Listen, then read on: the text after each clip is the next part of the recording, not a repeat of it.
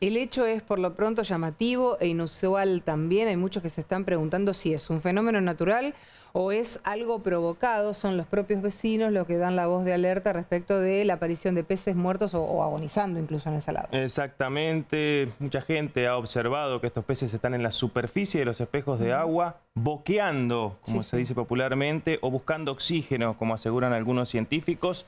Cosa que se ha visto, por ejemplo, en la zona de La Tablada y, como decíamos, en las inmediaciones del puente carretero. Con este tema está Luciana Salcedo para tratar de dilucidar qué está sucediendo con la cuestión. Luciana. Exactamente, estamos aquí junto a Pablo Scarabotti para hablar acerca de esta respiración acuática superficial. ¿De qué se trata esto? Que es obviamente el nombre técnico que tiene justamente ver a los peces boqueando en el agua. Bueno, Pablo, vamos a traducir un poco, ¿no?, este nombre formal con lo que nosotros podemos observar de los peces que están boqueando justamente en el agua y otros ya muertos. Bien, bueno, estamos hablando de este fenómeno que acabamos de observar en las aguas del río Salado, luego de estos días de tanto calor que tuvimos durante el fin de semana, esta tormenta tan intensa que hubo. Y bueno, lo que vemos, en principio, en los primeros días, se vieron peces aproximándose a la superficie, desarrollando este fenómeno conductual, que es la respiración acuática superficial. Este fenómeno es una respuesta muy conocida de los peces cuando falta oxígeno en el agua.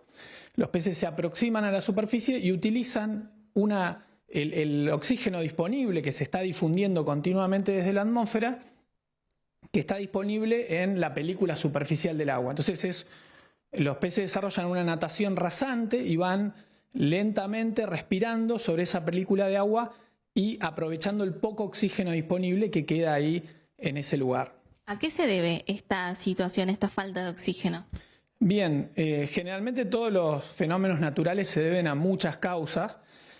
Cuando aumenta la temperatura ambiente, generalmente en los ambientes acuáticos aumentan los procesos de descomposición. En particular en el río Salado tenemos varias fuentes de ingreso de materia orgánica, sea de origen natural como ramas, hojas, o como de origen humano como basura, fertilizantes, y eso aumenta la materia orgánica en el ambiente acuático, y cuando aumenta la temperatura esa materia empieza a descomponerse y consume mucho oxígeno. A su vez, el oxígeno es como si se evaporara con mayor facilidad y el agua, cuando tiene mucha temperatura, tiene menor capacidad de contener oxígeno.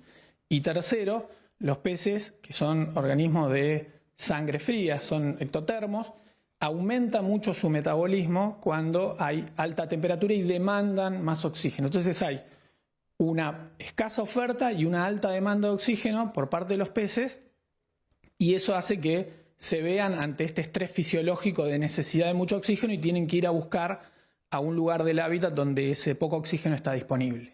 Obviamente esto afecta a todas las especies, ¿no?, de pescado, y algunas logran encontrar una forma de obtener ese poquito oxígeno. Así es, no es lo mismo en las distintas especies la respuesta. Por ejemplo, hay especies que naturalmente están adaptadas a respirar en superficie, lo que comúnmente se conoce como madrecitas o orilleros. Tienen la boca dirigida hacia arriba y tienen como una adaptación continua a desarrollar este comportamiento, y pueden vivir en las cunetas, por ejemplo, donde la falta de oxígeno es muy común.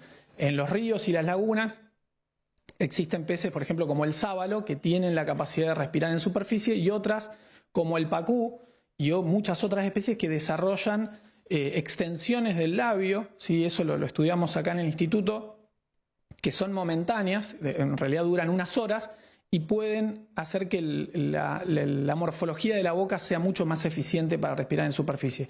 Hay otras especies que no están muy adaptadas, por ejemplo, los bagres y las viejas del agua, que tienen la boca dirigida hacia abajo, tienen problemas para desarrollar esta adaptación, y son generalmente las más sensibles y las que terminan muriendo.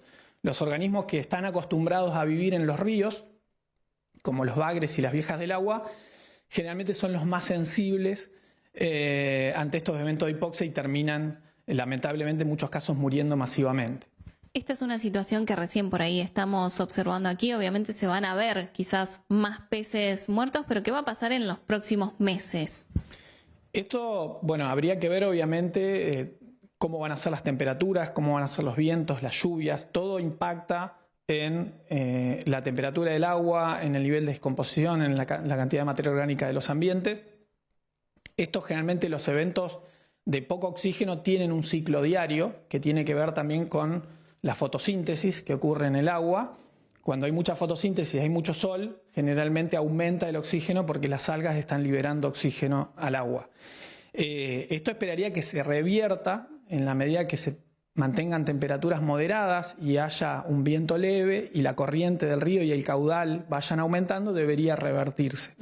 Si esto continúa, es esperable que ocurran mortandades de peces. Se están viendo que aparecen algunos peces muertos ya y eso es una situación esperable.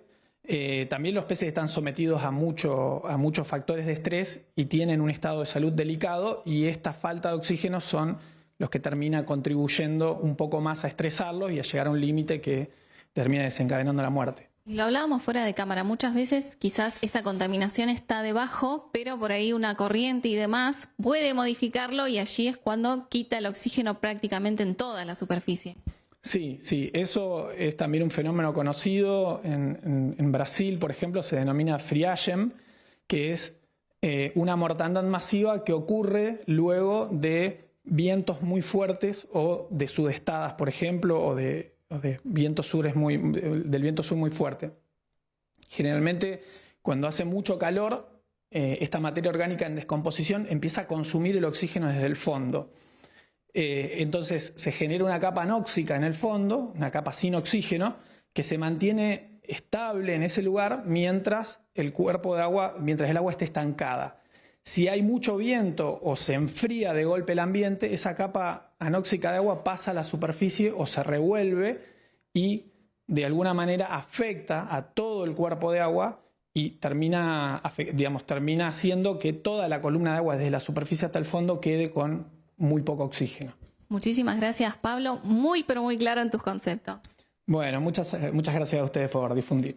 Bueno, obviamente a través de Pablo me parece que logramos, ¿no?, traducir esta respiración acuática superficial a lo que vemos justamente en el agua, estos pescados que están buscando este poquito de oxígeno que tiene el agua, un fenómeno que hace que algunas especies busquen adaptarse, otras no pueden hacerlo, y bueno, veremos obviamente qué es lo que sucede en los próximos meses porque es algo muy cambiante. Sí, se vienen temperaturas más altas también, ¿no? Si es que algo tiene que ver con eso. Esperemos que no termine esto en una mortandad masiva. Sí, como hemos visto años atrás, por ejemplo, en la zona de Santo Tomé también, río salado, y qué bueno tener a los especialistas, los profesionales que hablen de este tema para que la gente pueda desasnar lo que observa, ¿no? Y que ha generado muchísima preocupación aquí en la región. Además está decir que son especies que no se pueden consumir, obviamente, ¿no? Las que están ya muertas ahí en la orilla.